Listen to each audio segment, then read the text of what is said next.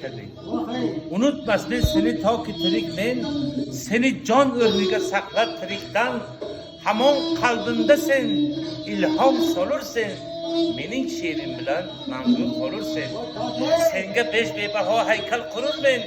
Gahi Laylo, gahi Majnun bo'lib sen yasharsen doimo dostonlarimga, xazonsiz gul bo'lib bo'stonlarimga. Men esa sening darding bilan tanho o'tirmen. Sening ishqing bilan yig'lab o'tirmen. Yana ko'z yoshimi ko'nglimni buzma. U yosh daryosida behuda suzma. Bu daryo oxiridir g'arqaylagay bot. O'chirmas dil o'tin ko'z yoshi hayhot. Hayhot biror og'zida dam yo'q. Ko'ngil yig'laydi-yu, ko'zlarda nam yo'q. Siz taqdir ekan azizim, qaytim biletmiz. Dunyoga bevaqt kelibmiz. Mana fasli bahor ko'rkam chamanda, ochib bulg'unchalar qilganda xanda, ko'nglimning qabrida ekkan pechaklar ochilibdi bugun ohum chechaklar.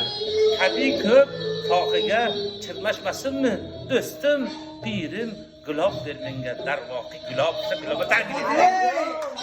Endi bu she'rni davomi mendan sizlarga siz yulduz bo'lsangiz arshi a'loda, men sizlarni boshimga ko'targan yerman. Vaslis umidida kelib dunyodan armon ila ketmasam derman. Siz quyosh bo'lsangiz meyli samoda, men sizni nuringizdan bahramand yerman. Teşekkürüz yok. Teşekkür. Çımaga. Hayat kalpten, evet. Ne sorayım ama o. Benim sorayım.